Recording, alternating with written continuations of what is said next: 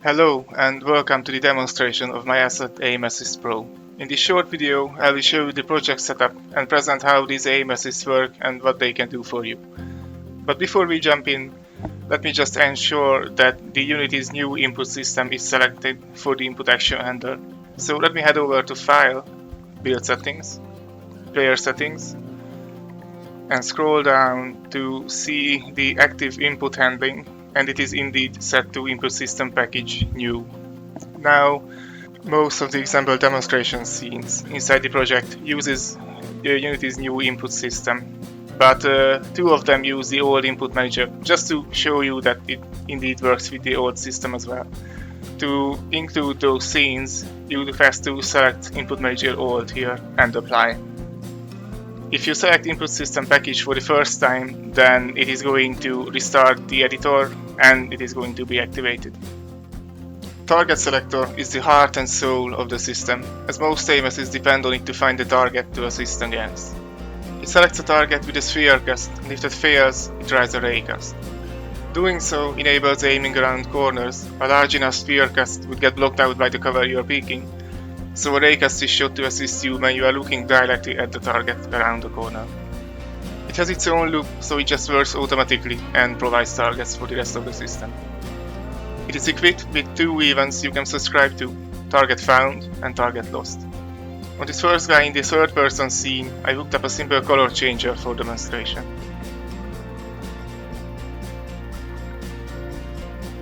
Magnetism works by compensating against the player's strafing and jumping.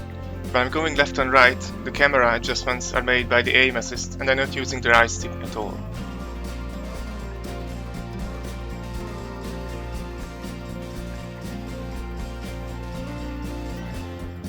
Let's see the same thing a bit closer now.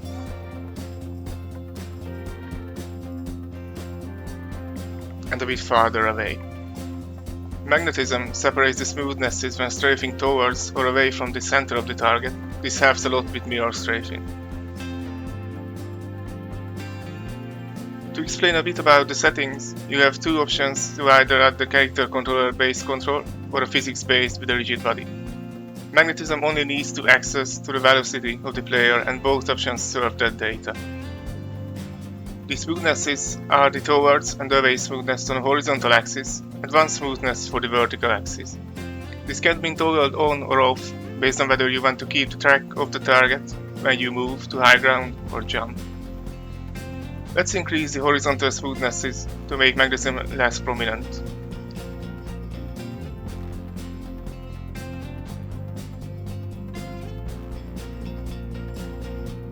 Notice that while the steel edge just might look, it isn't nearly as pronounced.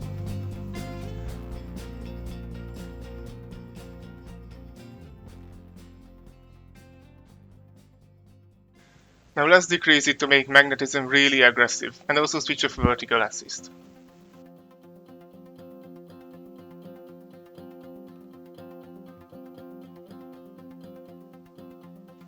See that when I strafe, it nearly locks onto the target, but when I jump, my crosshair doesn't get adjusted. To help you visualize the differences between strafing towards and away from the target, let's set up a sizable difference between the two. These values are interpolated along the lure distance that is set below, so even at low frame rates it won't be a noticeable stutter. See how fast the crosshair drops to the target when I'm moving towards it, but when I pass the center, moving away, it starts tracking it to compensate for my movement. Next up is aim lock, which aims to the targets for you over a certain amount of time. This time is irrespective of distance to the target. Notice that when I move my crosshairs close to the target, it snaps to it, and when I move around, it will still keep track of the target. If I leave the crosshairs on a moving target, it will still keep its adjustments. You can activate a curve to smooth the aim out, which makes the aim fall off a lot more natural. This curve will scale the aim lock's velocity down based on how close the crosshair is to the center of the target. Aim easing downscales your less dominant look axis to make it easier to avoid diagonal aim.